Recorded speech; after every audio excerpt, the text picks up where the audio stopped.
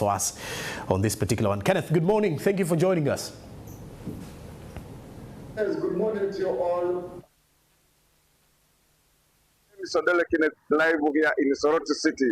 About 2 weeks ago, eviction of hawkers and roadside sellers in the Kampala city, capital city started, and now it seems like the trend is casting across the country. Most of the cities you saw Mbale following, and next is Soroti City that also started evicting and demolishing illegal structures about 3 to 4 days ago. With me this morning is Mr. Bata, the city clerk of Soroti City, giving us a highlight of what is really transpiring. So what brought the idea of eviction? Did you wait for Kampala to start, then you also implement here in Soroti City? Yeah, thank you very much, our dear viewers. The issue of trade order generally is for the benefit of the citizens of the city. And you recall, we have various laws in Uganda, and one of the laws is the Local Government Act, but also we have what we call the Physical Planning Act, which tries to ensure that we have orderly development. But also we have the Road Act. For instance, in the background, when you look at the background, we have taxis all over, we have lorries. These vehicles are supposed to be in the parks. And what we want to do is to get these taxis to go back in the parks. You remember during the old days, when you want to go from Kampala to, say, Soroti, you go in a taxi park. But now the trend is taxis are hovering all over the streets. And this makes the whole town, first of all, dirty, but also the pedestrians will not have ample time and security to move properly. So they cause more accidents, and this makes the whole town untidy. It's like an ecosystem of ants moving up and down. So we want to create order so that, one, we don't have garbage. You see in the background, people who are traveling just throw the garbage. But if a vehicle goes from Kampala to a taxi park in Soroti, you leave the garbage there, then we collect the garbage, and there's a vehicle which can pick the garbage from the taxi park. But as you see what's moving on now, everyone is doing business in a haphazard. The issue is not following Kampala, but we want to see that we have an orderly city. Kampala was a trigger. So now the spark is all over the cities. And you know we've been having a political season. So you can't cut out some of these activities in a political season. So I'm seeing some of these other roadside sellers, say those who sell small things like popoya, selling pancakes.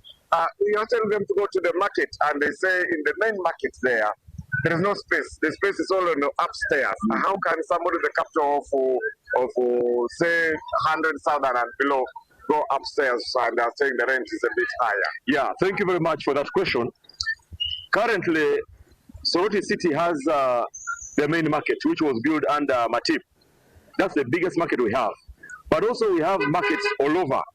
We have a market in Pamba, Marapesu, in the various wards.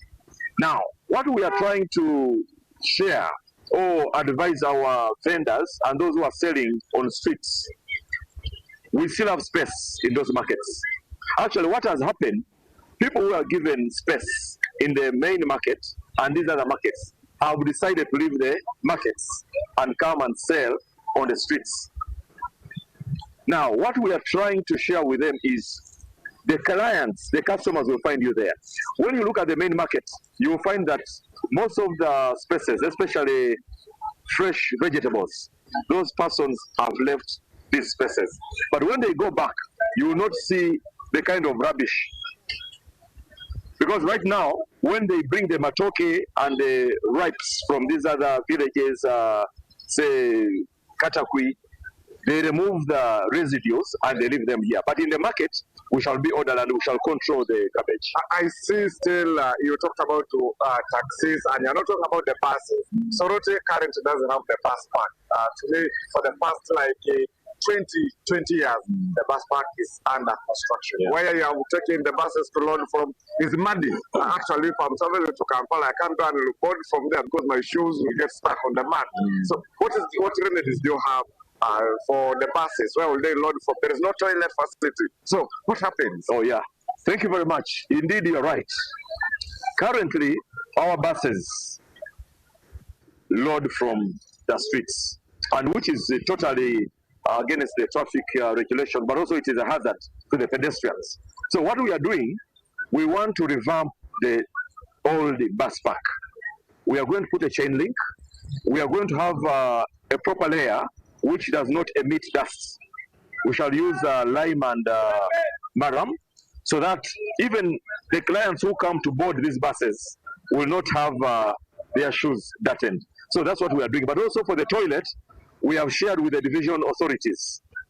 They are going to put up waterborne toilets so that the passengers can easily have the comfort of the services of the city. Okay, thank you very much, the city town clerk here, Soroti, for giving us the highlights this morning about trade order in the city here of Soroti. So with effect from today, it's completely off. Nobody is allowed to hawk or sell along the streets or on the verandas of the city. Thank you very much, viewers. I hand you back to our team at the studio.